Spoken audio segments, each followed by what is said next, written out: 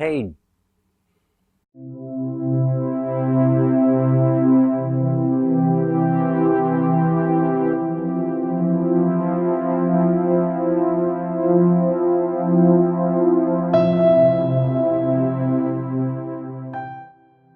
And I thought I would create a video today based on a simple image with a quote I found shared online.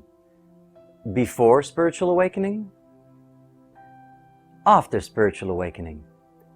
And I cannot express just how perfectly this image depicts exactly how we perceive much of what we call suffering in our lives. The first image, as you can see, this poor child being trod on, punished, abused by another, the world, whoever, whatever. Something is punishing this poor child unnecessarily. It's always someone else's fault that we are unhappy. You may find yourself saying, my boss is such an ass. I'm stressed because of him. I'm unhappy because of him. My husband or my wife doesn't listen to me, doesn't make time for me. They make me depressed and unhappy. It's always someone else's fault. Granted, these people may be asses, but they're not the cause of your suffering.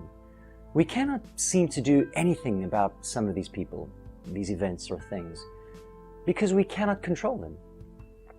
And because we cannot control them, well, we're destined to suffer in permanent hopelessness.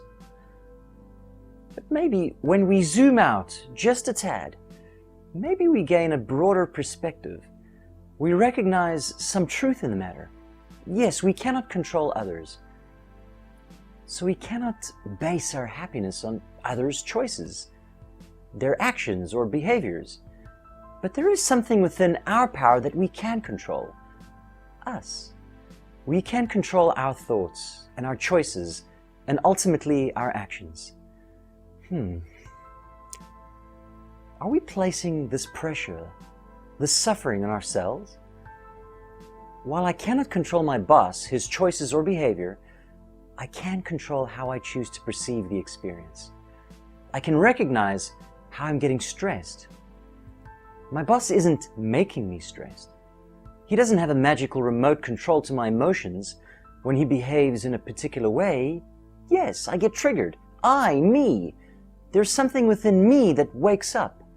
It doesn't feel good. I'm afraid. It's fear. There's an opportunity here to see a side of myself that's been hidden. An opportunity to confront, not hide or run away from this fear. Perhaps I can accept that I cannot control my boss. I cannot control this outside force, this person or encounter, and that if this thing, this experience, which in this example is my boss, hypothetically speaking, he may continue to be an ass, in spite of knowing what he's doing. Why do I always say he? It could be a she-ass, but anyways, I digress. But I will choose to express the love I wish to feel and give to others, in spite of how they behave. That I don't wish to live in fear of what if. I'll do my best and just forget the rest. When we step back, sometimes we realize that the fear, anger, or frustrations is within us. When we choose to focus on the fear and allow it to guide our choices, we remain in a state of suffering that we feel we cannot get out of. But when we choose to do our best, without being too concerned with what might happen, and focus more on who we wish to be in that moment, we liberate ourselves from another's actions or choices. In that moment, we're free, not living in the future uncertain moment of what if, but alive in the present moment of what is. What is what we choose in that moment. And slowly we remove our boot from our own head and watch others like our boss flailing around frustrated as he holds his own boot strategically applied to his own head.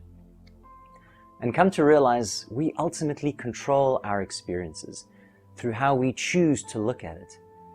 recognize what fear within us is revealing itself, realize that it's our fear, our limiting beliefs that are causing this suffering, and our discomfort at looking at this pain, feeling this pain within us, that makes us want to blame the thing that allowed us to see it in the first place, and then allowed us to realize this is what I need to work on. Now, obviously, bearing in mind, it doesn't happen just like that, that you can become mindful of yourself in those moments when you need to be aware that it's you and it's your fears that you need to see and work on. We react to our pain, we react to our discomfort, we react to our fears. So we need to develop more mindfulness that allows us to see ourselves and realize it's me, it's all me. And in this moment, I need to accept that it's me. And through this realization and consistent and continuous practice of mindful awareness, self-awareness, you can start to shift yourself and shift an understanding, a holistic understanding, experiential understanding of something that you can slowly start to change and develop within yourself. Beginning to master your experiences, not reacting to them, by understanding this principle of this really cool, amazing picture and quote. Because I think most people get it. And I decided I wanted to do a little bit of a talk on it. Anyways, I hope you enjoyed the talk. You know what to do. If you liked the video, thumbs up, subscribe, all that jazz. And I hope to see you, or at least I hope you can see me in my next video. Till then, ciao for now.